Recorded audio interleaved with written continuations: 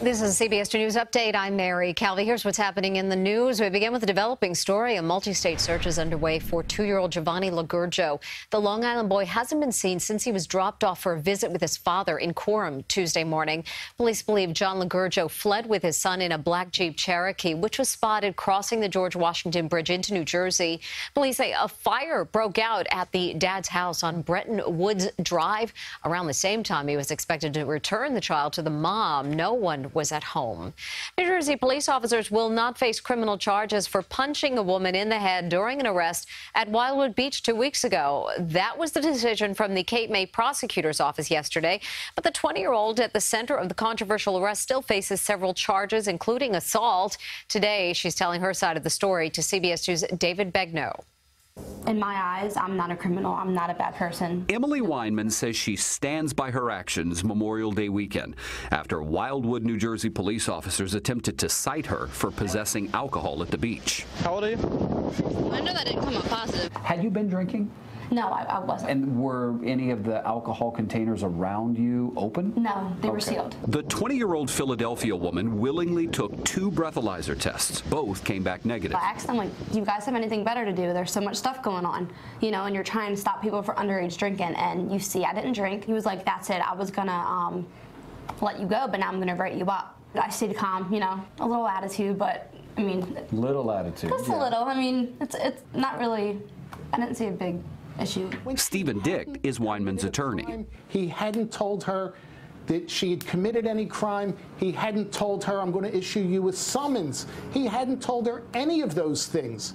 And then he says, oh, you're about to get dropped. Don't touch me! Or you're about to get dropped. Moments later, the officer's body camera shows him on top of Weinman. They're choking me! He then appears to hit her repeatedly. A bystander also caught the moment on their cell phone. The officer can later be heard on the body camera explaining his use of force. She tried kicking at us, so we slammed her on the ground. She kicked him, and then I hit her a couple times. The police are saying you resisted. So why not just stop and argue with them in court later? It's impossible to answer that question, really. Why is it impossible? Because it's all happening in the moment. Weinman is also charged with spitting at the officer. Looks like you spit at the officer. I got the sand in my mouth, so when he did smash my head into the ground, I had all this sand in my mouth. When they got me on my stomach, I turned around and went to go spit it out. What's your reaction to the announcement the officers won't be charged? They think that because they're cops, they could get away with it. And that's not the case. That's not right at all. Do you feel like you owe the officers an apology? Honestly, no, I don't. Like I said, I'm sorry that I'm very sorry that the situation happened, but I don't owe them an apology at all. The police chief and mayor in Wildwood had no comment on the interview. Weinman does have a criminal history. She is on probation for misdemeanor simple assault in another jurisdiction. A mother and son are dead after a fire rips through a 6-story apartment building in Flatbush, Brooklyn. The fire broke out around 2 this morning on East 22nd Street between Ditmas and Newkirk Avenues. The 59-year-old mother died at the scene. Her 36-year-old son died at Kings County Hospital. The fire was contained to just the 1 unit. Firefighters say it took a while to put out the flames because of all the clutter in the apartment. The cause of the fire is unknown. New information about the apparent suicide of fashion designer Kate Spade. Police say a housekeeper discovered the 55-year-old hanging by a scarf in her Upper East Side apartment.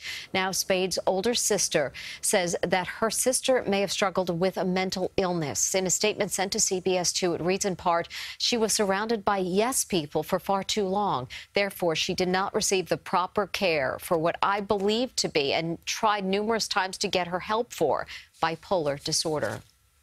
Starting this fall, daycares in New York City will be required to have EpiPens and other similar devices.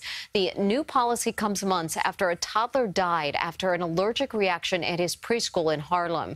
CBS 2's Jessica Layton spoke exclusively to the father who prompted the new precautions. It's heart-wrenching. Every day I think about him. For this grieving father, every day since November 3rd has been a battle. Every day we're fighting, not fighting to be angry, but fighting to make change. And that's our mission. That's my mission for my son and for everybody else who suffers with severe food allergies. Tuesday, he was back outside the Harlem daycare the city shut down after the death of his 3-year-old son. Elijah was there less than a week when, despite having a documented dairy allergy, a staff member gave him a grilled cheese sandwich, didn't recognize the signs of the anaphylactic shock, and then never gave him the medication that may have saved his life. With every tragedy, there has to be something, there has to be change. You know, and my son didn't die in vain. Some of that change came Tuesday with the Board of Health mandating 3,000 city-run child care facilities keep epinephrine auto-injectors on site and have at least one staff member trained to recognize the symptoms and administer the medicine. Starting in September, a company in Virginia will donate 7,500 auto-injectors called AviQs to these city facilities. It's such a vulnerable population, children in particular. And they need advocates. The new rules also require that a staff member call 911 anytime a child is having one of those serious allergic reactions, something that Elijah's dad says didn't happen the day his son died. The Silvera family is pushing for rules like this in child care facilities statewide and believe this little guy is guiding them along the way. I was very lucky to have him as my son. Hoping no other family ever has to feel their pain. In Harlem, Jessica Layton, CBS 2 News. New York State already has laws that require guidelines for food allergies in schools, but not in facilities that care for babies and toddlers.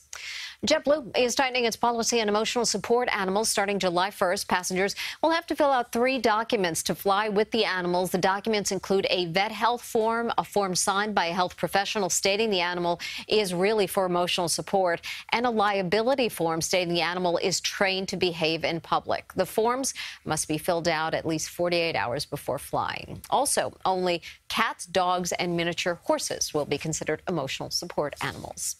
Happening today, Triple Crown hopeful Justify is on his way to Belmont Park. He left his Kentucky stable this morning, and the winner of the Kentucky Derby and the Preakness Stakes will be in prime position for Saturday's race. Justify. Here we go. Number one.